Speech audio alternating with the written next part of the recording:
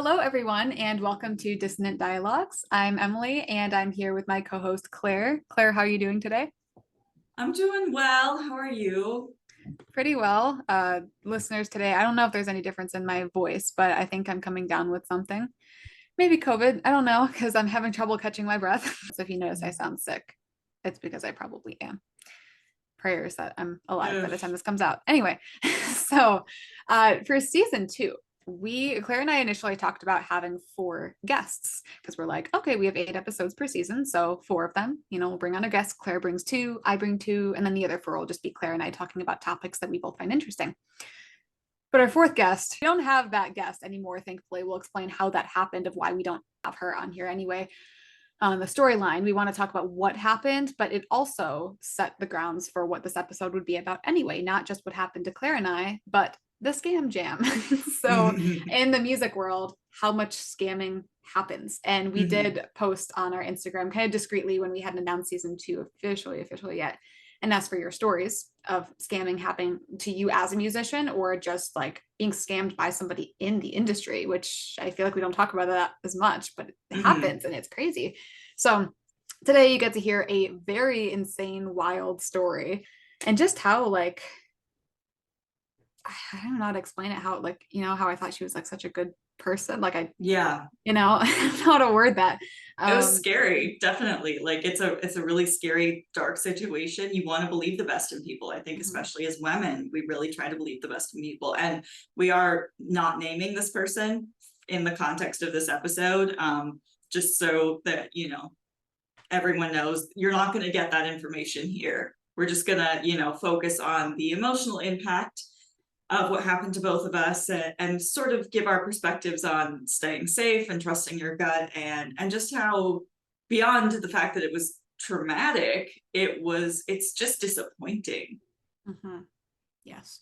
It's very frightening how close we were to filming with this guest. Just to have a name for it, we'll just refer to this person as Zoe, not her real name. Just a random name that I came up with. So, Zoe, how close we were to filming with her. The day that we had chosen to film with her, she was actually going to come to my home because she lives like 5 minutes from me.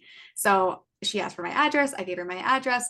And it just so happened, like the day before we were supposed to film, I had to put my dog down, which was very, very hard. Then that morning we were supposed to film, I was coaching skating lessons and I was having a lot of just like difficulty like mentally processing the dog situation, but also like just issues like on the ice too, trying to coach, and things aren't always perfect as a coach or as a teacher, so I was having some difficulty there. Claire wasn't feeling well as No, too, so like full-blown flare up. I was like having sleep paralysis, trying so hard to text you for like half an hour, being like, I'm gonna have to cancel, but I couldn't even move my hands. And so like literally 5 minutes before we were supposed to film, like she was just leaving, about to leave, yeah, right? she was Yeah. going to leave because she was coming to my place earlier to like, get things Hmm. set up and stuff, and I felt so guilty. That's why I went to you, and I'm like, oh my god, I can't stop crying right now. Everything's hitting me with the dog and everything going on, and but I want to film. And listen to your gut and take care of Yeah. yourself, because ultimately, man, that was a good thing we did not film. I mean, I don't think anything awful would have happened if we filmed it, but we would not have used that But episode. yeah, it would have been a waste of time, and like Yeah. really, I think it would have made things more triggering because then we would have had memories of that, Mhm. because this stuff happened literally the next day. Yes, So right. yeah. Yeah, I mean, right now my faith has been shaken up by, well, my story from the grooming episode by the professor, and how he used church to manipulate me. But in my words, if God is real, he was looking out for us. He truly was, because that was just the way things aligned. Wow, we were very lucky. So I knew Zoe before Claire knew Zoe, and Claire never really got to know I never Zoe, knew. which is the funny That's part of part. the crazy thing. Yeah. Yeah. So Zoe and I actually met on Instagram when I was like maybe 15 years old, and I'd started my That Violin Girl 6 was my username account, before I changed that Crazy Violin Girl. And we were pretty close. I mean, we're both string players, so we have that in common, both musicians. She's like, I don't know exactly how much older, but like 10 years older than me. So when I met her when I was 15, she's well on into adulthood. And even now, she's like much, much older than me, for me just being 22. So that's important context too. We're not just like, 23 and 24 close together. Mhm. Like we're much further apart in age. And I had actually given her work. So when I was teaching a group class while the abuse with the professor was happening, I was so sick. And I needed somebody to take my work for me. And I went to her and I was like, is this something you'd be interested in? And I did give it to her. So that's work that she got. But she would also, weird thing, she'd also a guilt trip me for it. And she'd be like, yeah, I just don't know if I can keep doing this or not, because I have so many gigs on the weekends. Now I wonder if that's true. But she's like, it's taking away, like, it's only an hour group class on Saturdays. But she's like, I can't let my gigs and everything like this, and would guilt trip. But then she told me after the group classes had ended and then she wanted to continue teaching it again, they weren't offering her the job and she was like begging and begging for it. So nothing really made sense. And that's such a small thing, right? Where I was like, maybe things are just changing for her. Like it affected some gigs, but she still wants the work. I don't know. But I think that is an important thing to mention. It's like things weren't lining up all the time with what she was talking about. Mm-hmm. There was a situation, I will not name the camp, but a music camp that allegedly, I guess to be safe, I'll say, discriminated against me as a sexual assault victim from the professor. And Zoe kind of used that situation of what happened to me to take over and post about it on social media. And although like in the moment I was like thankful that she was doing that because I felt like I had no control, she also took that control from me and I wasn't really realizing at the time. And she scripted what I was supposed to say, and really pressed me to do it. I did ask for her to take it down like the day after because I didn't like it being up there. It was giving me too much anxiety, but she was really refusing against it. She wanted to leave it up. I think she liked how the drama was getting her a lot of attention on social media. And that was the thing too, where before Claire had met Zoe, I went to her and I was like, I feel like such a horrible person, but I feel very suspicious about her social media account and I can't help but get this funny feeling. There's just a weird like social media increase in her following. And there was a story that she'd come out with that also was not lining up and just seemed very scripted and fake and was getting her a lot of both positive and negative attention.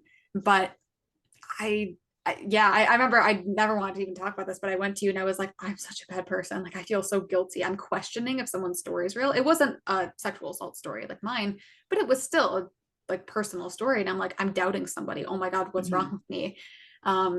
And trust your gut feeling. Trust your gut feeling. Yeah. I was gonna say a little bit about my perspective of this because this is not somebody I knew. We didn't run in the same circles. She's only a little bit older than me, but she's older than me, and so I knew this was somebody that Emily knew. And that was, I remember you sending me that voice memo saying, okay, I'm suspicious of this. I feel bad.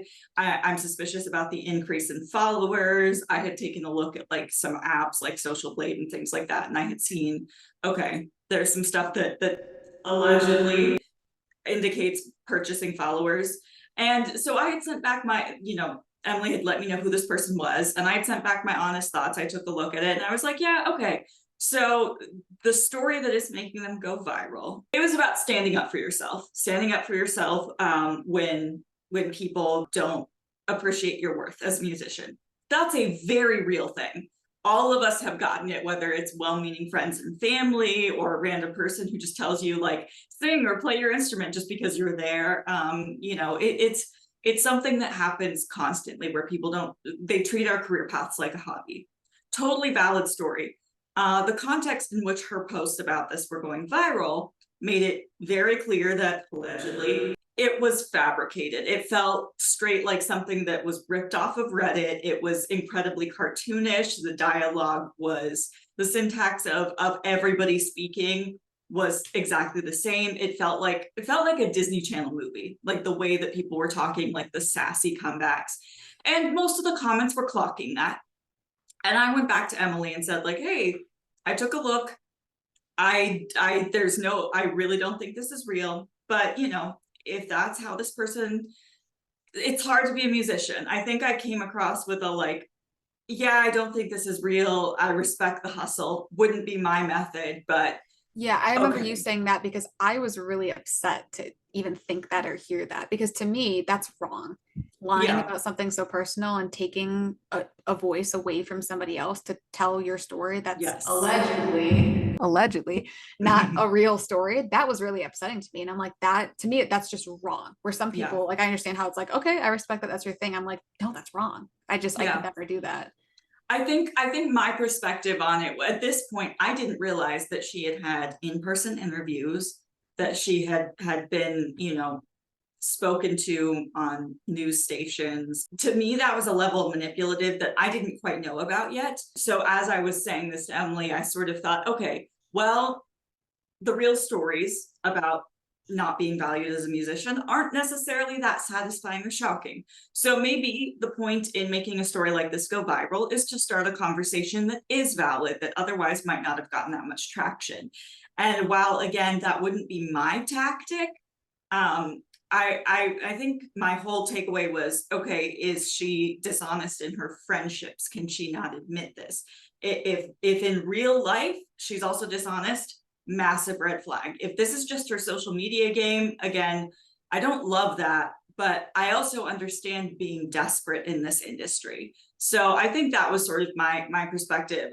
Personally, I found the whole thing kind of obnoxious and laughable. Like, I was seeing this and I was just like, this feels so immature, like the way that this is being handled, and unrealistic. Like, no one talks like this. But also, I knew that Emily had known this person since she was a kid, so I wasn't gonna be like, oh, ew, this person is like, it's a delicate thing. I've been in your life for, at that time, less than a year, and to go and like, and you're somebody who talks about needing friends, needing a support system. I wasn't going to go in and just be like, oh, that person's disgusting, like you should absolutely stop talking to them. That to me feels like a really shitty thing to do.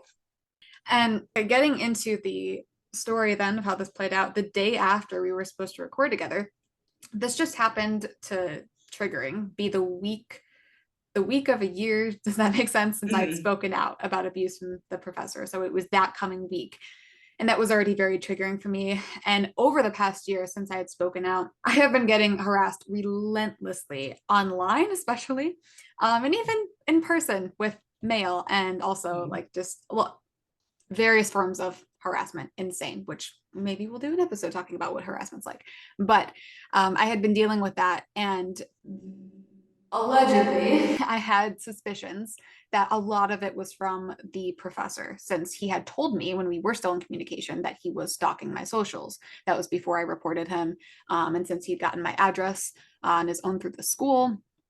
I also suspected, if it's not him directly, it's probably his other female students that he is strangely close with, or like his own family. I didn't know, but that was my suspicion that I have had in the back of my head for a year now.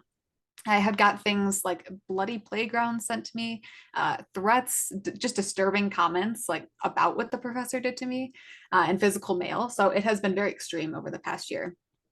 But this particular time, I was doing an Instagram live just because I really just wanted to talk to some people. I just wanted to talk. And there were some comments on my live stream that were attacking me, but they were more personal, and they were threatening to get me fired from my new place of work. I'm very careful to not talk about where I work, but also I'm friends with a lot of the people where I work, and they're aware of my situation. So there is that level of safety there. But still, it was just very disturbing. And the comments on there just seemed more personal from some random troll. It wouldn't make any sense.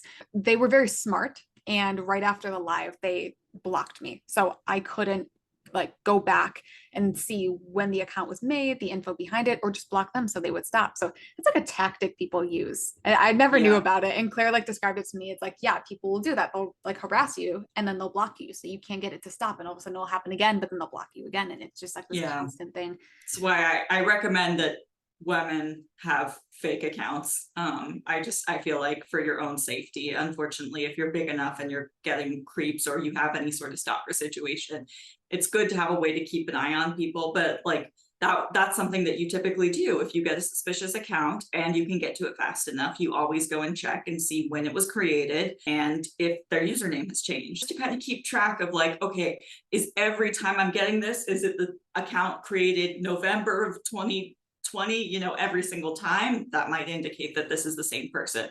Doesn't necessarily identify people, but it does kind of help narrow things down. Yeah.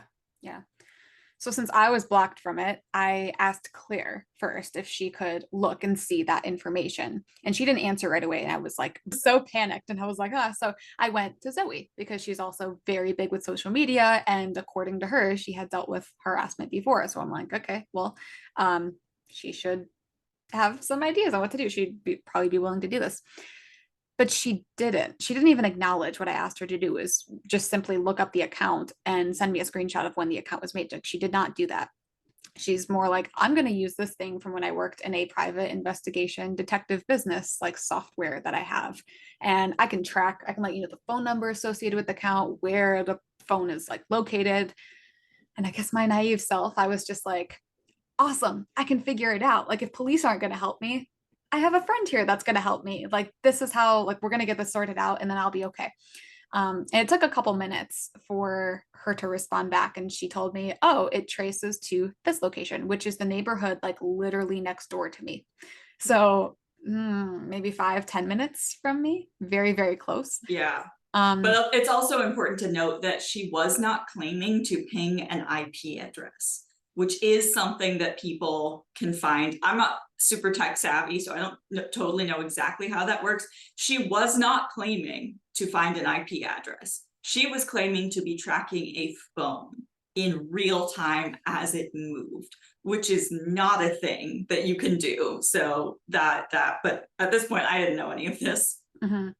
Yeah, and this is important, put a pin in this. She tells me that her source software, whatever, only provides location of the phone that's logged into the account. Nothing else, no addresses, no nothing else. She said that's the only thing. Okay. From just an Instagram username. Yeah, that changes later. But that's what she told me. And I asked her, I'm like, well, how much does this cost? Because I was like, well, I was thinking this is a real thing. And I'm like, well, police are dope. So what if like this is like cheap and I can get it for my own safety?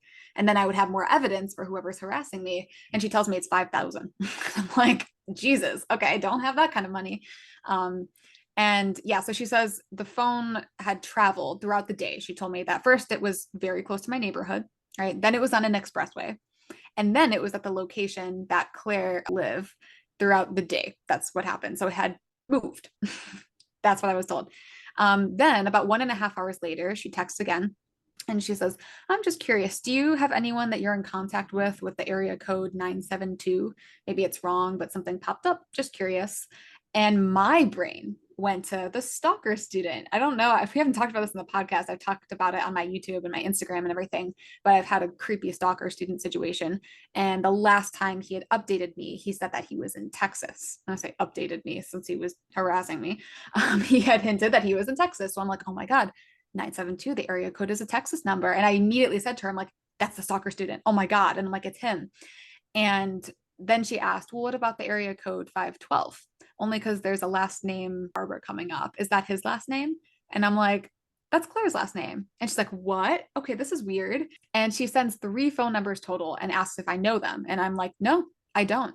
Like, I genuinely didn't. I'm like, I don't recognize any of them. And she's like, well, the 3 numbers trace to Texas and it also pinged in Chicago.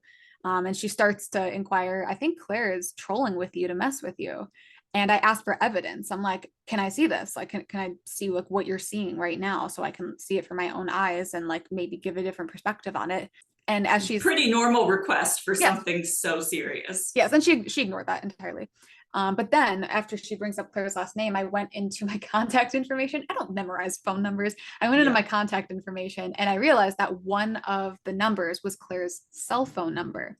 Then I realized you can Google search numbers. So I Google searched the other 2. And first look, to me, I was like, okay, the other 2 look like her dad's number and her current home phone number. That's what my brain was thinking at the time. And she's telling me, she's like, does Claire know where you live? Like, I'm honestly just concerned and be careful. And she was freaking me out like this and would leave me hanging multiple times throughout the entire day.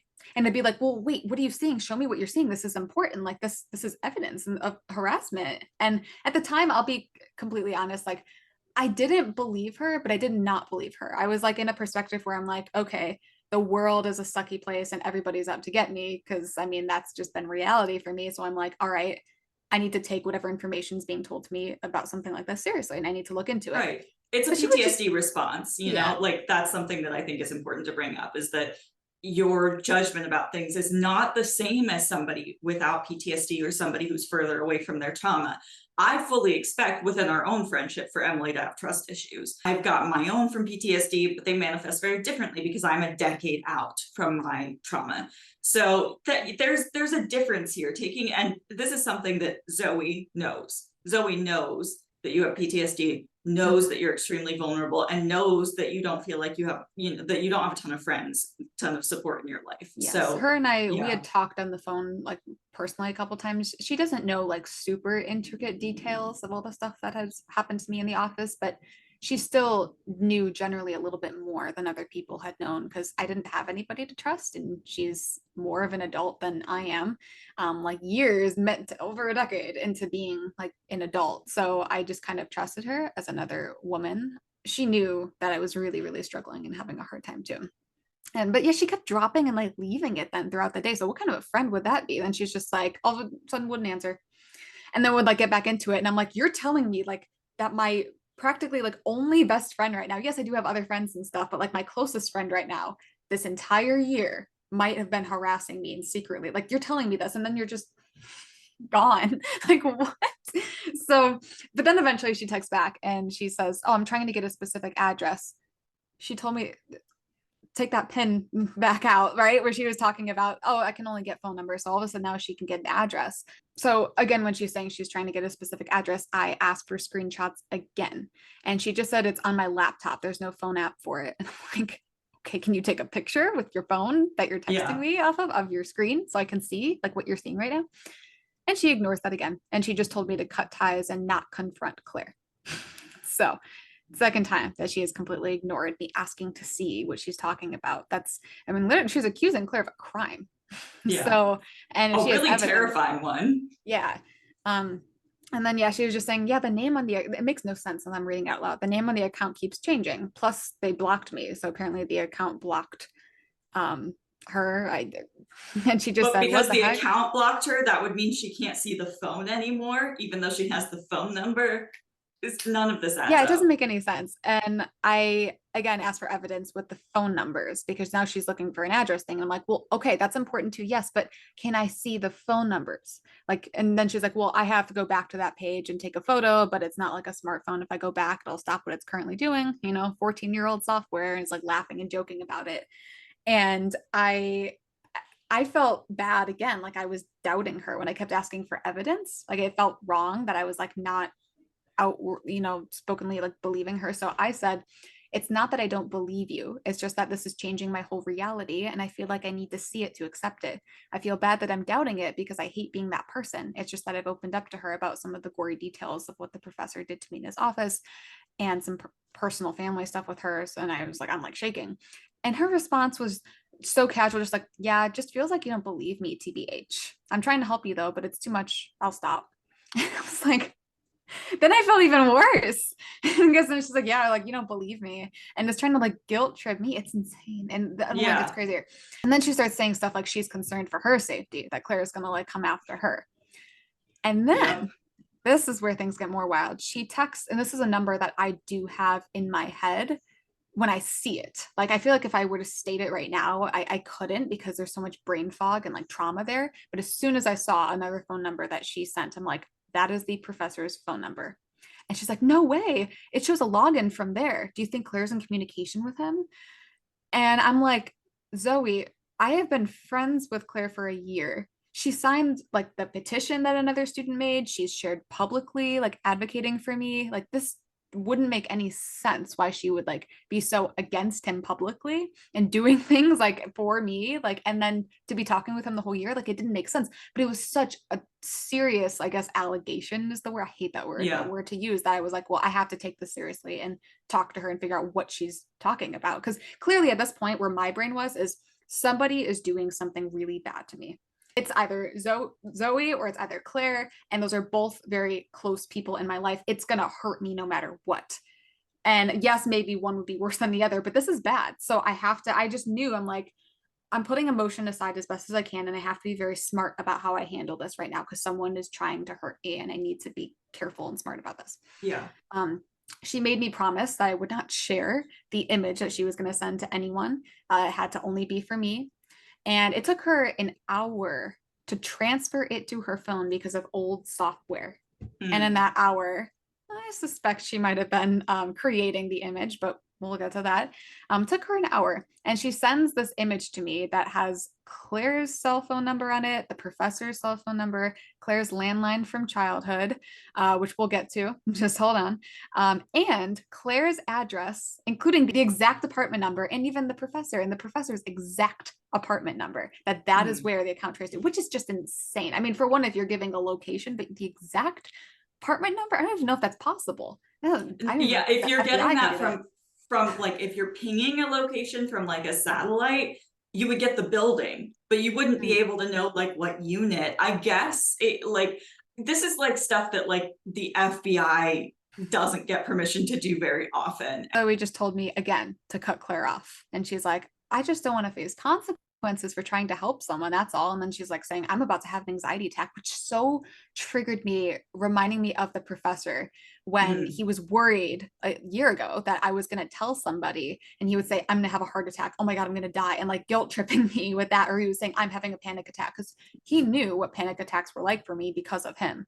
So yeah, it she's was like making that it about same, her. yeah, it was like that same thing. Like, I'm doing something bad to you, but you need to console me because I'm not doing okay because of it.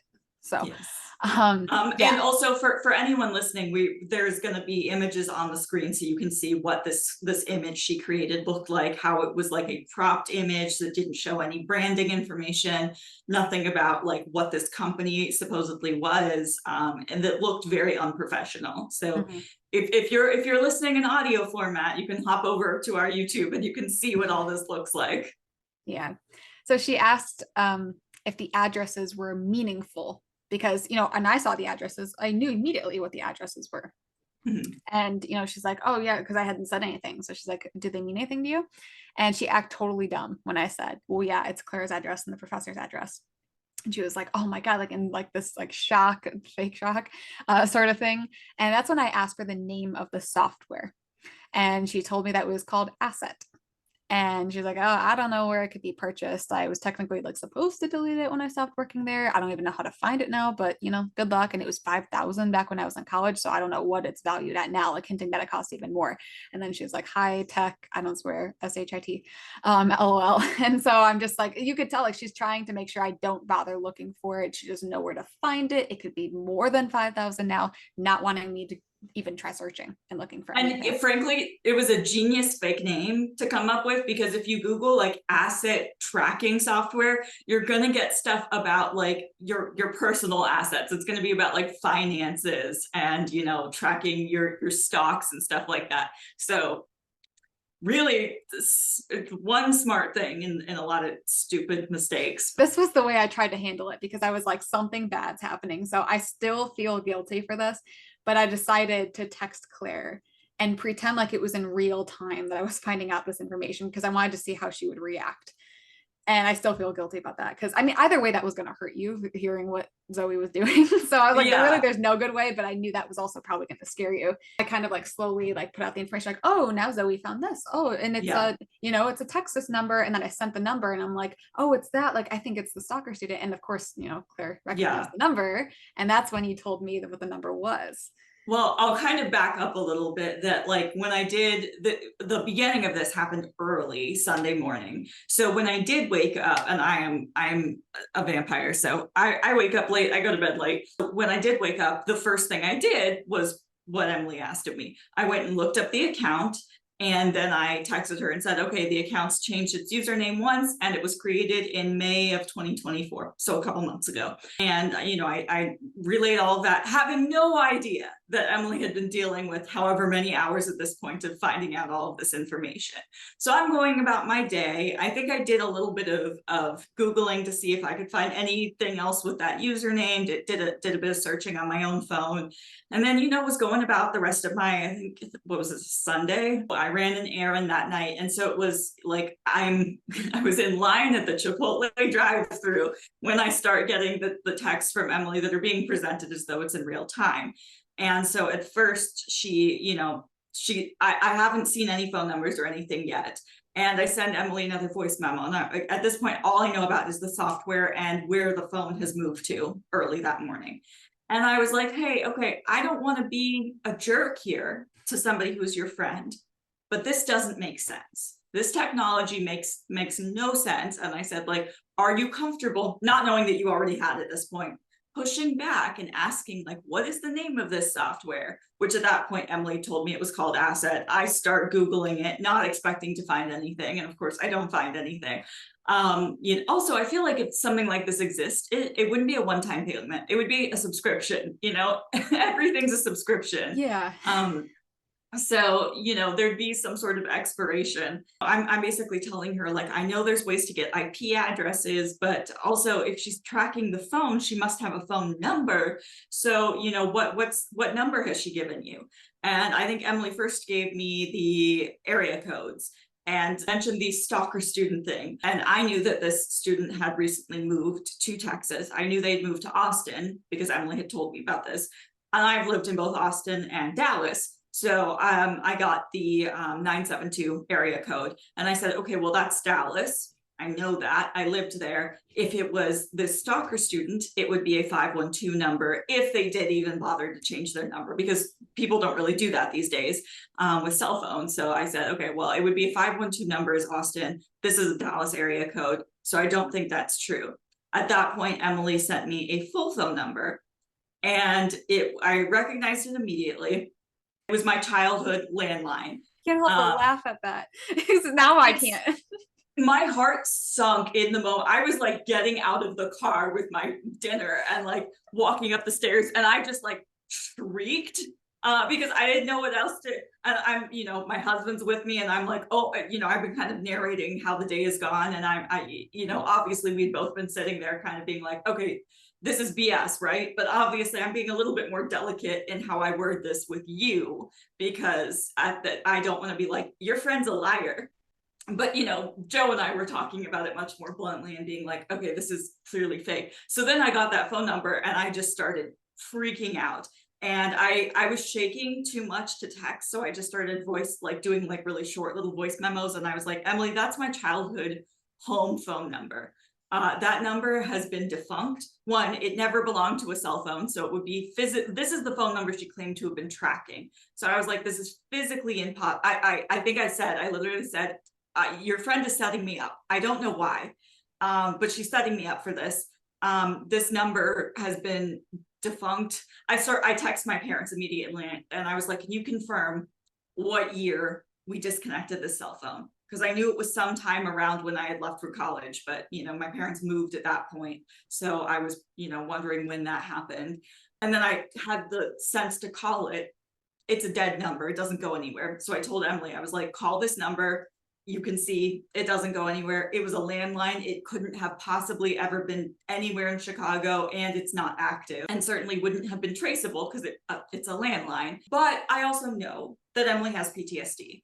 And I know that this is what's difficult about this, is that what Zoe accused me of is insane, but what she did is also insane. So from Emily's perspective, I could see it being like, well, which insane thing do I believe? These both seem like ways that humans don't act. And so, I start doing everything that I can think of to comfort Emily, because that was my first thought, is that, like, obviously, if this was one of my oldest friends, if this was somebody whose friendship wasn't like, who hadn't had the same amount of trauma, I would expect them to laugh at Zoe and, and catch this immediately. I have different expectations of Emily because of where she is in terms of trauma, and also the fact that you've known this one person for like 7 years and me for 1. Here's the thing.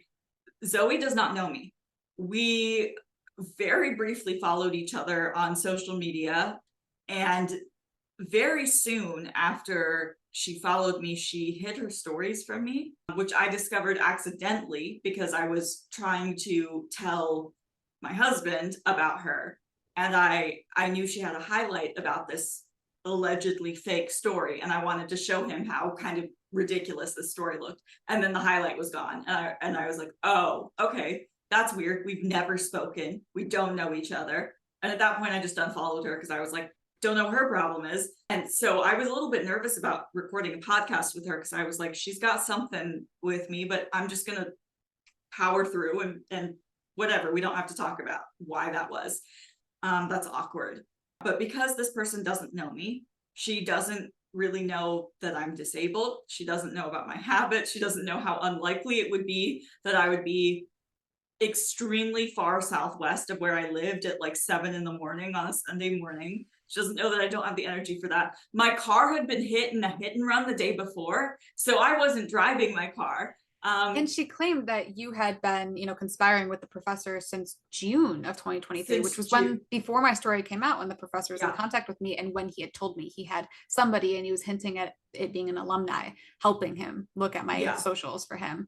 So it was plausible. It was just plausible enough. But because of that, she claimed that this Instagram account had been created in June of 2023. And I had already found that it was created in May of 2024. So, and this professor, yes, I did know him. I have probably not even so much as said hi to him since 2017, maybe. I don't know that he would remember me. I don't think I have, a highlight on my own Instagram about him that has information about awareness stuff about him that had I been in personal contact with, there would be no way he would be okay with that. So I send Emily my screen time to show here's my phone was plugged in and untouched during these hours. Here's my iPad screen time. It's the same. Here's my internet search for today. So you can see I couldn't have been doing that while I was, I wasn't driving. Just anything I could think of to try and comfort her, because I'm shaking right now and I need to redirect my focus somewhere else.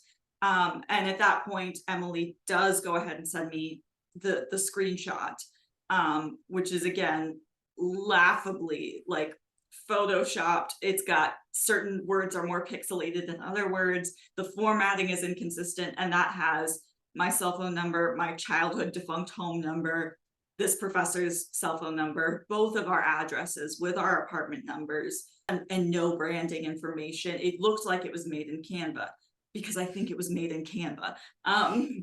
That's the $5,000 software she used. Oh yeah, high-tech shit. So it's laughable now, but at the time, I'm literally being framed for something horrific. And so I also go through and I find all my messages from the day that I found out that Emily was a person who existed. I show her the friend who first passed along the anonymous account. I show my messages that I was like, I did not know your story was a thing until the last day of July in 2023. So I had no idea that you existed. I had no idea that there was anything with this professor going on.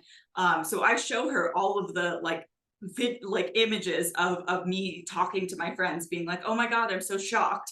And then the day that I followed her when I found out who this was, and reached out, and I'm like, this would have had to be a level of criminal mastermind that I would have had to have a big board with the red yarn going everywhere in order to have faked this all.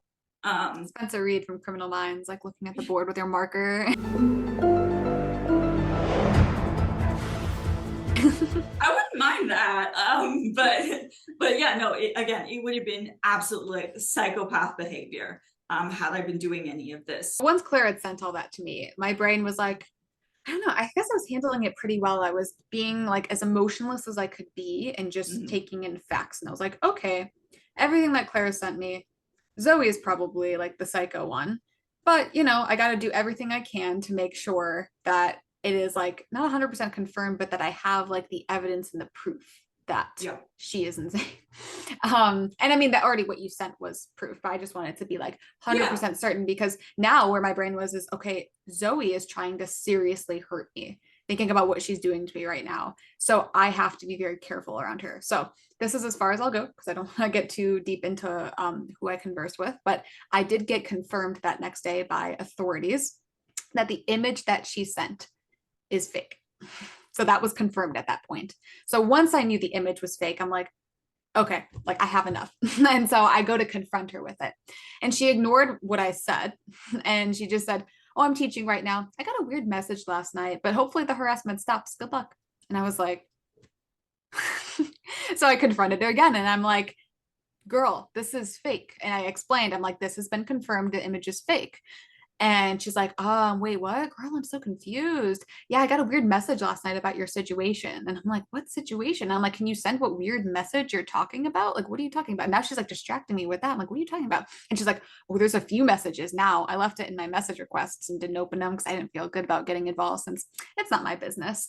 And again, I asked her to send it. I'm like, you're getting messages about me? What is going on? What are you talking about? And she's like, I'm not sure I should send anything else. So, man, the manipulation to be like, oh, It's people are talking to me about you. There were no messages. no, there wasn't. You hadn't said anything about this yet. And also, Yeah. let's look at, not to like, I'm not tooting my own horn because I didn't do anything except tell the truth here, but let's just do the comparison. I told Emily, like, if I had access to some technology that gave you any sort of information about people who are harassing you, do you know how eager I would be? I would be like recording my entire screen. I would be telling you what the programs were. I'd be trying to figure out a way to get you to have access to it. I'd be giving you a login if I couldn't have you buy the same program. I would be so enthusiastic to show it to you. It wouldn't be this whole thing. And I would think about proving it before you even asked, because of course, this is, you know, huge. The very first time that Emily asks for just a little bit more information, which is an extremely normal request with the heaviness of the information she's being presented with, Zoe's immediate reaction is like, oh, it seems like you don't believe me. Whereas I'm getting Emily, a close friend of mine, who is not enthusiastically saying like, oh, I believe you, who is acting like she has some level of suspicion with me. And I'm not getting offended by that. I'm just immediately trying to provide any information that I can to be clear of like, here's what I was doing today. And at no point did I say, oh, you should like go ahead and like stop talking to her. I asked, I was like, you know, do you want to confront her? Like, whatever, I won't say anything until you're comfortable because your safety is important to me, making sure that we're on the same page. I'll hold tight until you're ready to do something. So like, I think that shows the real difference there, is that she was like, don't even follow up. Don't do anything. Did not want me to confront you. Yeah, she Yeah. did not want that. Yeah. And I was like, you're accusing her of a crime. Of course I'm going to confront her. And that's why I need this evidence. And I'm like, I won't tell her it was you. I'm like, but I And need to see I asked you to show the image to people if you had people that you trusted, to authorities. I was like, show this to someone else. Like, guess, like I was volunteering, scrutinize me. Because yeah, because I was afraid to like go to anybody and like even professional and be like, you know, but I'm glad that I did because I was able to get that confirmed. Yeah, so then, you know, after she said, yeah, I got messages about you and that thing, I'm not sending you anything else, I confronted a third time. And I really asked him, like, what was your motivation to making this whole fake image and going through this, like, this whole day and freaking me out, framing my best friend and the man that assaulted me and, like, who gave me irreparable PTSD to scare me? Like, what was the point of it? Because, okay, I have to say, it would have been one thing if she just framed you. That's still bad. But the fact that she took the professor who gave me this awful trauma that I am still dealing with to this day and framed it, that is just, who does that? I can never imagine doing that to somebody. No. And I've even said, from my perspective, that's more offensive to me too, because I am somebody who has survived my own sexual abuse stories.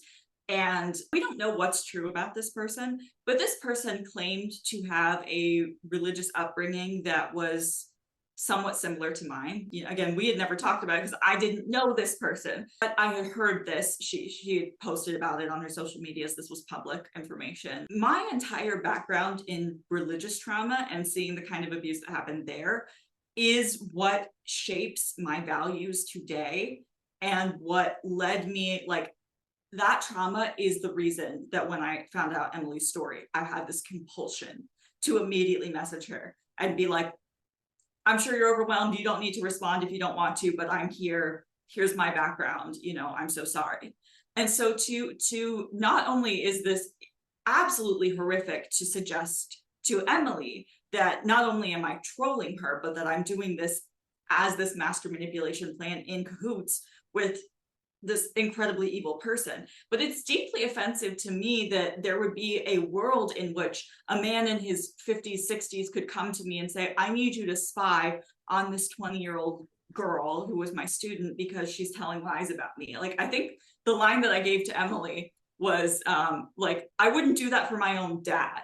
There is no world. I was like, there's one man I trust, and it's the man I married in the kitchen. You know, it's him. Like, I was like, there is no world in which a man like at that age with that power dynamic could make a request of me to keep an eye on a situation and I wouldn't find it incredibly suspicious. Like, no matter who it is who asked me that, I'm telling the girl immediately, even if I've never met her, because this doesn't seem right to me. And that's where like everything that she's ever said or done starts to unfold. And I think that's what you'll see later on in the story, what she was terrified about is that everybody would find out all of her lies. And Yeah. allegedly, Mhm. I have a feeling that her upbringing story is not very true either. And Yeah. that was hard, is because now everything's falling apart. And I'm like, oh my God, why? How could you?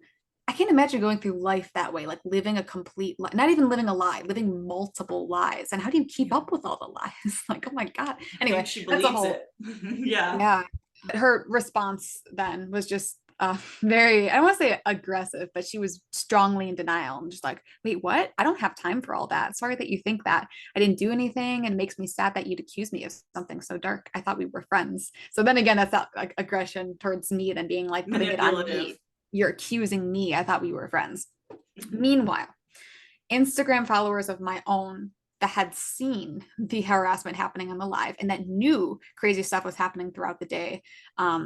I had gone on a live stream and I couldn't really say anything, but I was just crying and I wanted some people just to talk to about other things. I wasn't really talking. I just said the harassment situation is getting really bad and I just need some people to talk to. I didn't give any other information about it.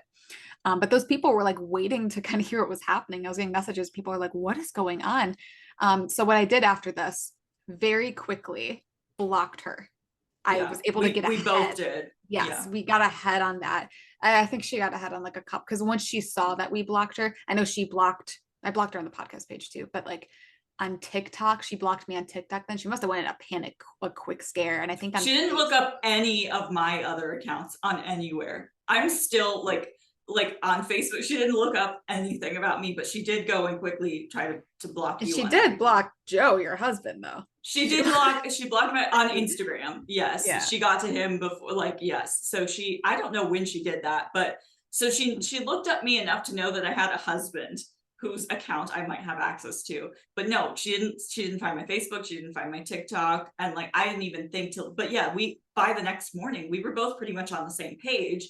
You know, you'd gotten things confirmed. So we were trying to form out a plan and we both immediately blocked her. But yeah, people were absolutely waiting on your response.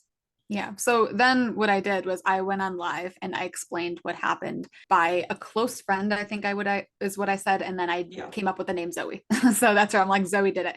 And I explained what was going on. And I mean, it's in my bio to be an advocate for what I've gone through. And this is related to my sexual assault story. This is harassment. Mm-hmm. And it gets worse. Just wait. It gets insanely worse, but it's more harassment that I'm facing because of that, because she did bring the professor into it then. Yeah. And so I did want to bring awareness, like, y'all, this is why people don't speak out. Look at what I just had to go through and what took up like 48 hours of my life that I'm going to have to heal from. I had to cancel some students because I was so worked up about it and I felt so awful about that. And it was taking away, like, again, like financial aspects. Yes, it was not $1 million, but it was still like it was making things difficult for me.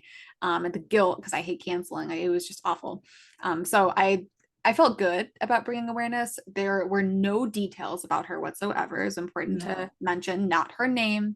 There were no plans to either. You know, I wanted just to be as far away from her as I could possibly be because I had realized that allegedly she was like sociopathic. That wasn't the term I had come to yet, but I knew something was seriously wrong with her. She did say that I was the person being framed. So, and I wasn't on live with you for that, but I was in the comments, like, you know, responding to other people. I think I made a post of like, I had a time-lapse video of me spray painting my walker because I was like giving it a makeover, and I was like, footage of me being a criminal mastermind, and it was just like me shuffling around my room.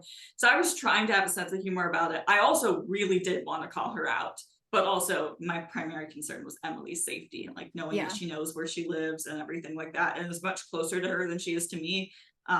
Physically, in terms of distance, also very emotionally close. Yeah, we wanted to take the day to like figure out, do we want to confront her anymore? Do we want to do anything? We both wanted to recover because I think both of us knew that like we're not in a good place mentally, either of us at this point. Like, we were exhausted. Yeah. And ultimately, like, we just didn't want to give any more attention to her. So that's where we decided to not name her. Although the thing is, I have all of the texts, I have all of the evidence of everything that she has said and done, where it is absolutely safe for me to name her because I have everything to prove it. Remember, defamation is only if you're making up a lie about somebody that harms their reputation. If it's true, it is not defamation. That's something people forget a lot. So we had kind of gotten to a place of we were starting to recover. I don't want to say we were peaceful yet, but we were trying to like recover from the insanity. And I think you were did the criminal mastermind video, of you like decorating your cane, and I was working on my new series of how I think different music symbols would walk.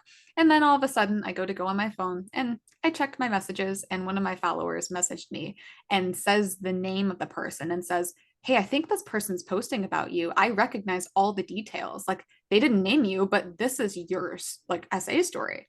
And just apologize. Like, "I'm so sorry. She's attacking me." And they asked if that's who you were talking about. They were like, yes, they're like, "Was this the person?" And they sent me the images, and I opened it up, and we'll put, the images. Her stories said, "When a woman cries wolf about being the victim of sexual assault, it hurts all victims and makes it harder for actual victims to be believed. So glad justice is being served in this case. Her story never added up to me, and she changed the tale many times, even scammed innocent people into donating to a GoFundMe. Pathetic. Some people need attention so badly they turn into pathological liars and believe their made-up story and seem very convincing." There are still 3 more, but let's sit with this for a second. Pathological liars and believe their made-up story. That's Zoe. That's she's like talking about herself and seemed very convincing. That's exactly what she did. So it was so funny. Now, bringing up my story of sexual assault, what the heck did that have to do with anything? That's just the only thing she could attack me for, because she knew it was so sensitive to me. So she all of a sudden turned to that. Nobody had been accusing no one knew her. It was her. No one was in her comics. Nobody she could have gotten away with it. She could have gotten away with it. I don't know what "so glad justice is being served" in this case. Well, she elaborates on what she meant by that in the next one, because that made no sense. Story never up. I changed the tale.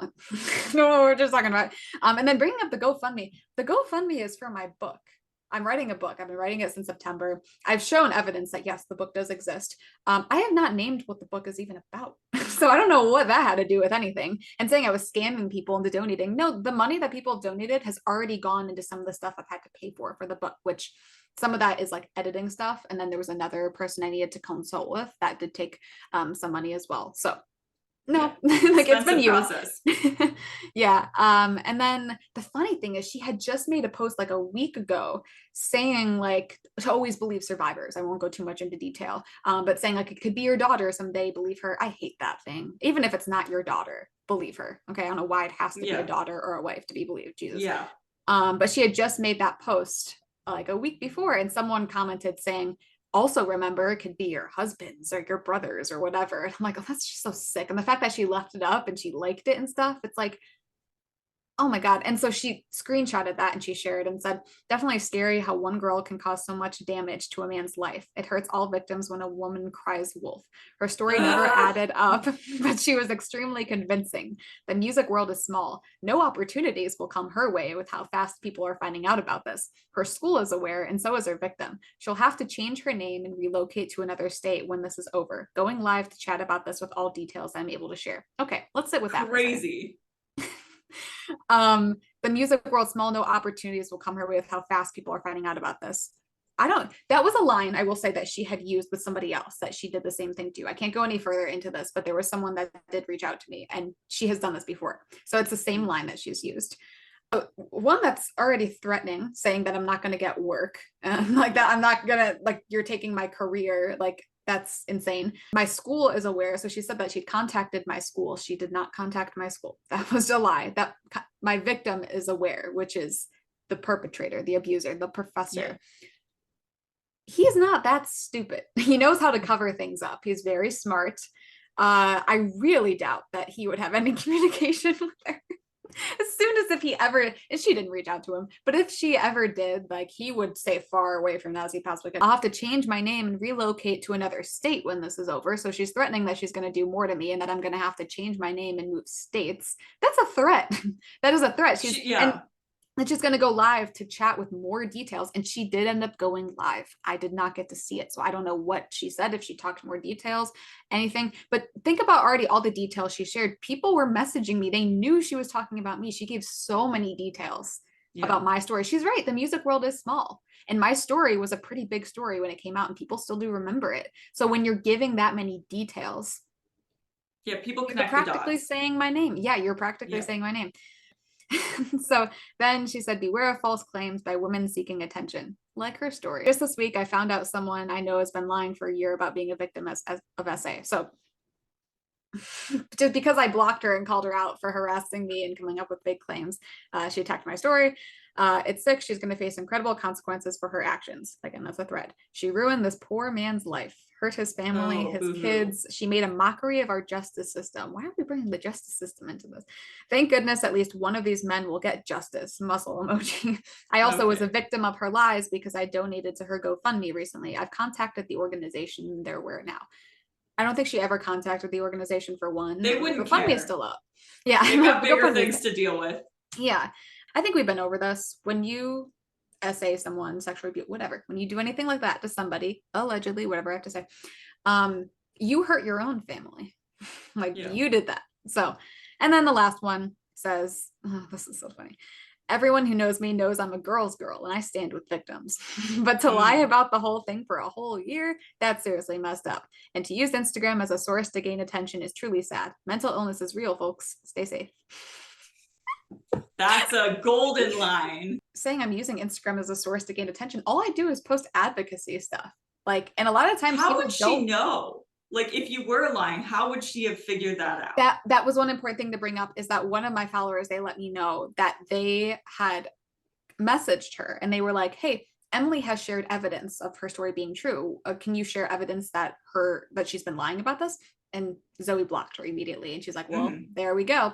And that was kind of like the giveaway. And that's the thing, is that Claire and I went live then because we were both panicking and hyperventilating. Like, now I have more harassment going on about this, my essay, which shouldn't have even been brought into it.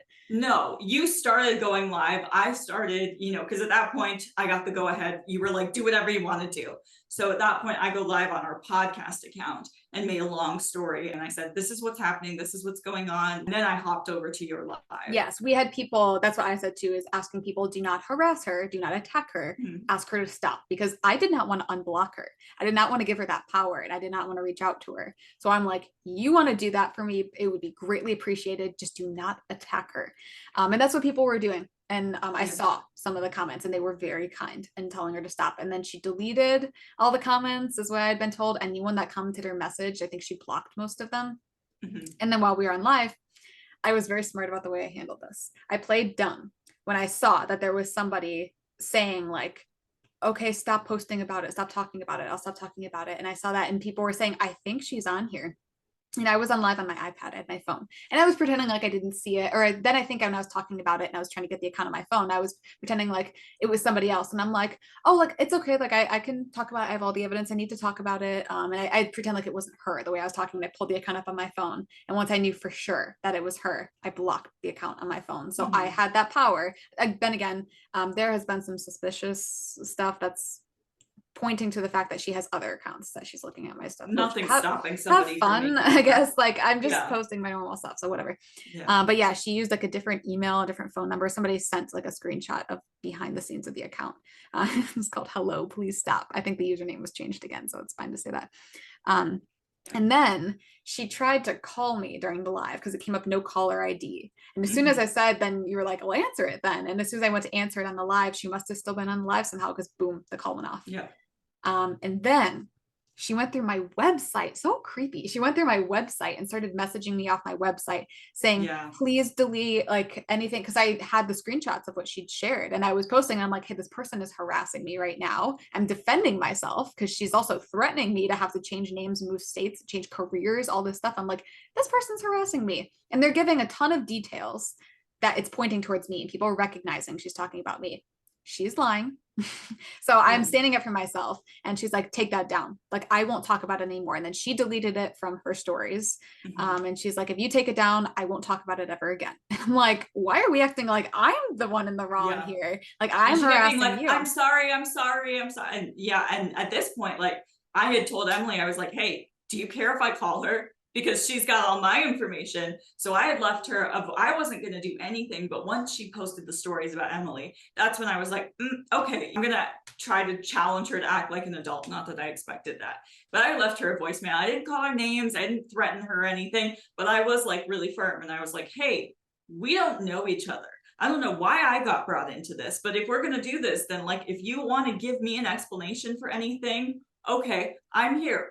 And then, you know, the fact that you are accusing a victim, someone you know is a victim, you absolutely know the truth in this scenario, and you're accusing them of lying is so gross and so unacceptable. And I think we would just both like to know why the hell you think you can get away with that and you think it's okay. Like, I think I said something like, we're real people, we're not toys for you to play with. It went to voicemail, like she wasn't going to respond to that, but I think I felt like I needed to stand up for us both, like in a way that was more direct than talking about her. Like I think for me, I really wanted answers, like, and I know we're not going to get them, but I know Yeah. that was kind of where I was. Yeah. And yeah, her thing, she's like, I'm willing to leave this alone and move forward. I just, oh, that's so disgusting. The way she's like, Yeah. you're in the wrong. It's like, just think about everything that she did. Okay, I'm not even going to go any further on that, and just said, please delete your posts and videos like immediately. Thanks. And my response, this is how I was like, okay, if you're honest and you make a video or post, so not just something on our stories, but a video, well, Yeah. I guess something on our stories is a video. Yeah, a video or post saying that you were lying about my essay story being false, contacting my school, making me change my name and move to another state, everything that you said about me and that you're sorry, I would happily delete the posts and not talk about Yeah. anything further. Yeah. And I just And said, I you said the same posted, thing to her. Yeah. yeah, I said, you posted about my story and you brought your name into it because you posted about it from your own account.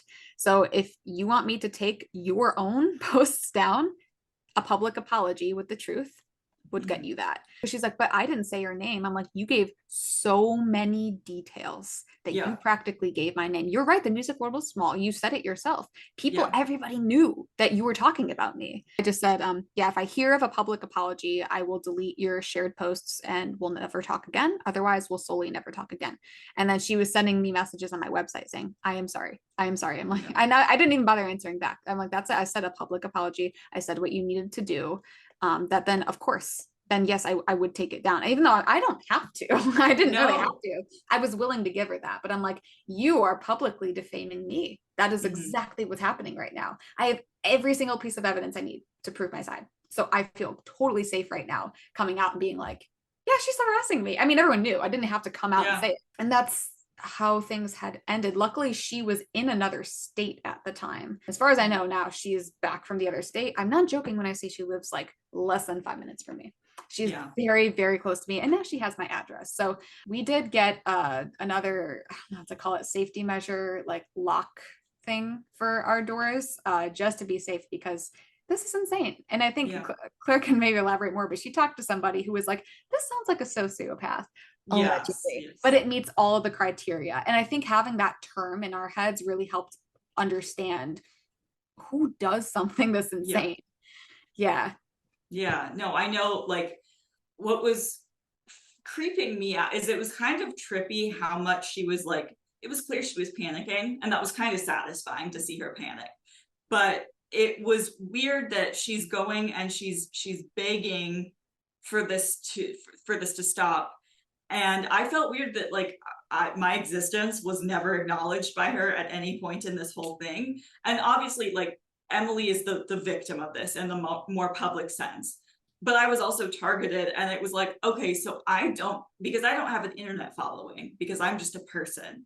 Like, I don't matter in this equation because I can't do like damage to a reputation, I guess, with, She would have apologized to you if you had a following. if I had a following, I absolutely believe that. And it's really trippy. Like it's really disorienting when you see somebody interacting so hard with one person and then just like you don't exist on the other. Like it was weird. It was weird, especially because Emily was very much like, I just want to put this to bed. I don't want to deal with it. And I was over here like, I'm not come fight me. Like, You know, I yeah, I was gonna say yeah, I do have still some anger in me where I'm like, I have everything I need. Let's do something about this yeah, because this should not be legal. And I don't really think no, it technically is. no, So I'm like, we should do something about it. But then it's also like it's just so insane and I have so much to deal with my yeah, trauma already where I'm like, this is just stupid. Is kind of what I was yeah. thinking too. No, it makes sense. It makes sense. And I think part of mine is like, I'm not dealing with the amount of daily harassment that you get. But I've been through that phase of my own life where I had an entire community ganging up on me and telling lies about me and harassing me. And at that time, like I hung my head and kept quiet and kept to myself and I tried to defend myself a little bit privately, quietly, but I didn't fight. So I think there's something in me now, being 27, being older, where like when people mess with me, I'm like, I already did the quiet thing. I don't want to do that anymore. But yeah, again, my priority is Emily's safety, Emily's comfort in this whole thing. But I know that like we were both scared for a few days there. Like Mm-hmm. it was freaky. Yeah, anytime anyone would ring my doorbell, I remember I was Same. really freaked out, which is like, okay, why would she ring your doorbell? It's like, I still would get freaked out Yeah. because you never know. So yeah, I got a little bit better security measures as far as I'll go because that was very Yeah. scary and I don't live alone. So it was scary for other people. I Because did you it don't know before. what she's capable of. Yeah. Like, Oh, yeah. absolutely. Think A of lot what of she did people might, already. It was insane. yeah. So it's like People might very say, like, valid. oh, that's dramatic. That's dramatic. She's not going to do something physical. She's a coward. Objectively, I agree with that. But you don't know what, like, Emily had no idea she was capable of telling these kinds of lies. You don't know what someone's going to do. And now she has all our contact info, all our residences. Like, it's scary. And she's put in a lot of effort. She's shown that she's willing to take hours out of her day to find what she wants and manipulate people. You don't know. Like, you know, Yeah. we had a package to, because Amazon will deliver at like weird times and they buzz, you know, my buzzer sound, it's terrifying. It's like this big, harsh, like actual buzz. And somebody rang the buzzer like shortly after this at like 6 in the morning. Like I was so scared. Just like and I'm already like, again, we both have PTSD diagnosis. I'm a jumpy person. But like for the next few days, I was like, do I need to sleep with like a knife under my like I'm not a threat, like I'm not accusing her of being like murderous or anything like that. I'm just saying that like when you do stuff like this, it messes with people's heads and Yeah. you mess with people who already deal with paranoia and already deal with, you know, stalking and stuff like that. Like I'm gonna be jumpy for a while. And like, does she want to pay for my extra therapy sessions for all of that for either of us? Like Yeah. seriously, like that cost us both something. That took away our entire weekends. That was really distressing. Yeah. The biggest takeaway I want listeners to get from the story in terms of protecting yourself is that intuition gut feeling. The Mhm. funny thing is, I had always felt uneasy around her. Like when I was physically in her presence, even when we just like talked over the phone or text, I always felt weird. And I had actually just been at her house for the first time like 2 weeks before this happened. And when I was there and we were talking, I felt like sick to my stomach. I felt weird. I don't know how to explain it, but I was like, I have to get out of here. I have to get out of here. I just knew I shouldn't be there. And I was actually mad at myself. And I talked to Claire and I'm like, is this my panic disorder, PTSD, like flaring or like coming back again? Like I thought I'd worked on this and I was better. I was blaming myself. But even I had seen her at Starbucks. We got together and went to Starbucks like last January. And when I was there with her, I felt weird. And when I left, I got extremely sick. Mhm. And I was like I knew like there was this gut feeling that I knew something was off. Trust that gut feeling. It's Yeah, different than being like, I don't know. Like there's a gut feeling. And I think we all know it when we get it. You seriously have to trust that it's trying to tell you something. And yeah. this just really helped confirm that for sure. Yeah. Yeah. And, you know, this was something that we both have talked a lot about. The music industry is small, it's hyper competitive, and particularly as women, it's very low. I mean, it's lonely for anyone, but it's very, very lonely. And I think there's this idea that women really struggle with listening to their own intuition. Most of us have been abused or manipulated in some way, usually by men, in a way that has broken down our own personal barriers and boundaries and abilities to listen to ourselves.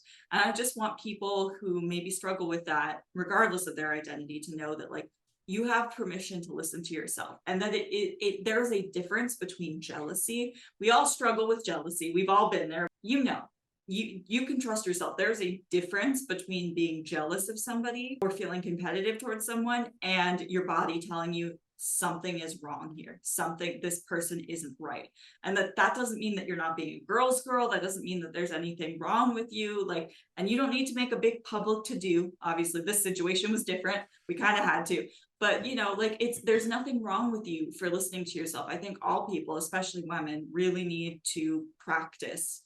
I know I still need to practice it at 27. Like, I'm not good at it yet, but where we have to realize that friendships are scarce in this industry. We are pit against each other, and there was no reason. I think this is a big takeaway for both of us.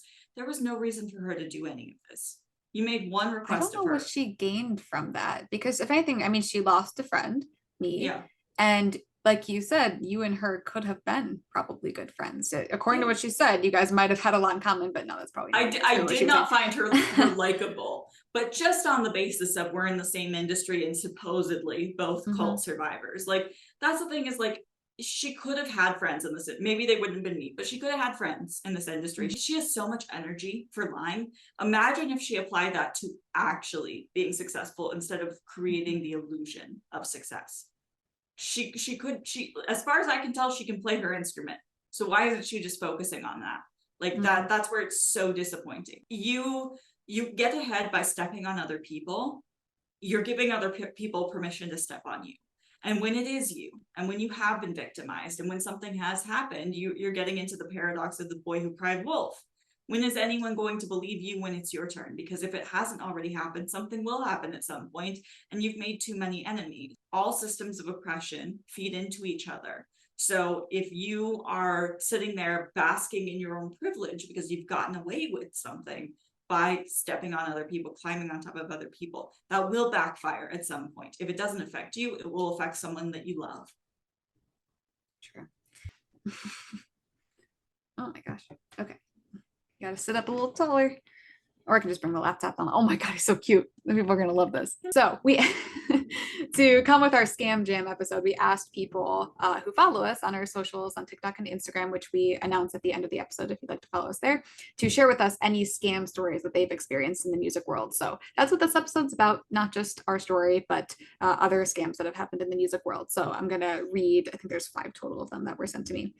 Someone said, I wouldn't call this 100% a scam, but my youth orchestra had a policy for the concerto competition where the prize winners would receive generous awards, $2,500 for first place, yep, $1,500 for second place, etc. But they wouldn't give you the money outright. You could only use a portion of it every year until you aged out of the youth orchestra. And if you left before you graduated high school, you wouldn't have access to any of the remaining funds. So it seemed to me like they were just trying to trap the best players into staying.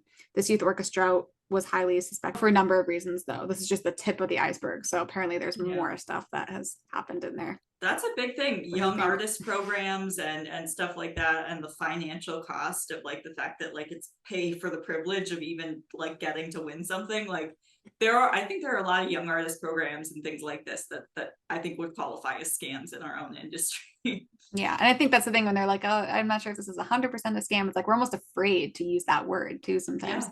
And one person sent a few things. I got a fake email from supposedly an important record label saying they wanted to sign me. It stated they wanted money up front before meeting, and there were many errors and typos in the email that it was hard to believe it was real. I can imagine someone could fall for it and get scammed pretty bad, and your safety entirely could be in danger there. So yeah. And they also said there's a lot of pages who repost videos and they try to charge you for putting your stuff on their page without asking, which is why this person watermarks their videos. That's so smart. I might do that too.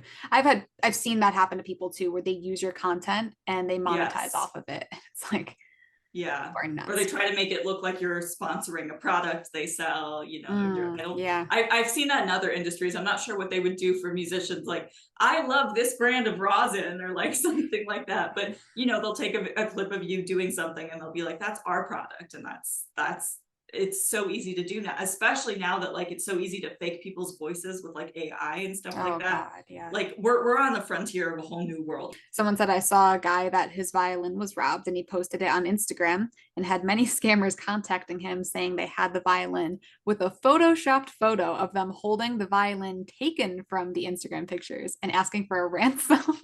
Oh my God. That's insane. And that's such a Zoe thing, right? Yeah. The way she was like, let me just screenshot Claire's like landline home childhood phone number. That's not even in existence. Like just something wild.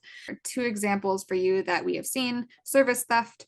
This person was talking about their wife who was asked to perform and then not paying her, and saying that payment's exposure, which happens all of us all the time, right? Yeah.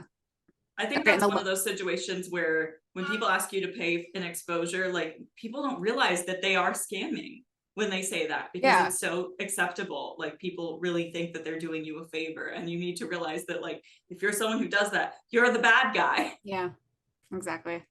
I don't really like this one. This is a very upsetting story.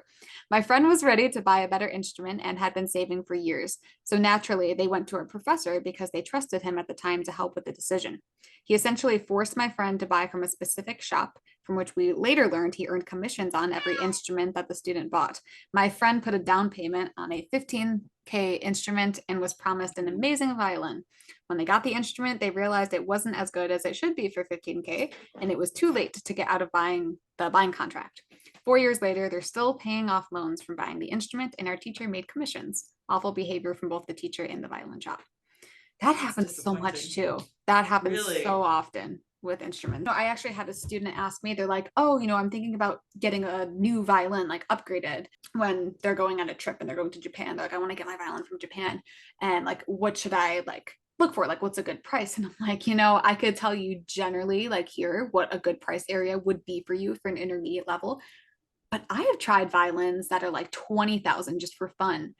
And some of them are really bad and not worth 20,000. So I'm like, I can't just tell you that.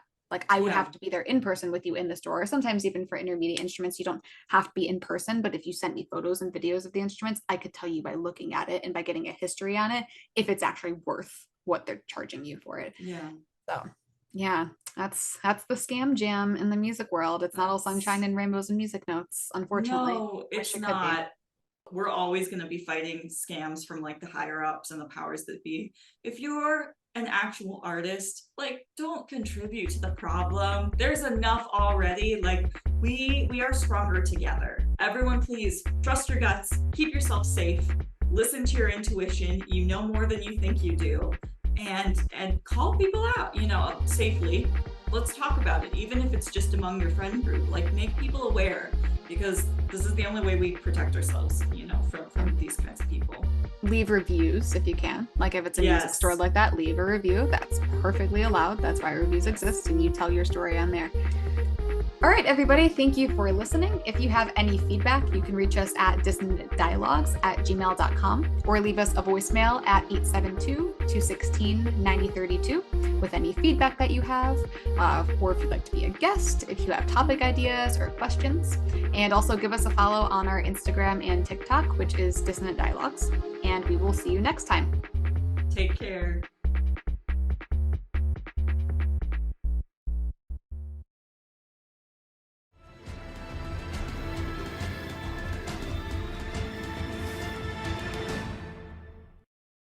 I have been can't catch my breath or talk. I was sleeping. Yeah. It was early on a Sunday morning. Your friend's a liar. Oh boy, I want to fight. Sorry, I still get angry about it. I'm like, mental illness is real, folks. Stay safe. I'm surprised it didn't pee the bed. Since this was so dark, I'm gonna bring Casper in for it.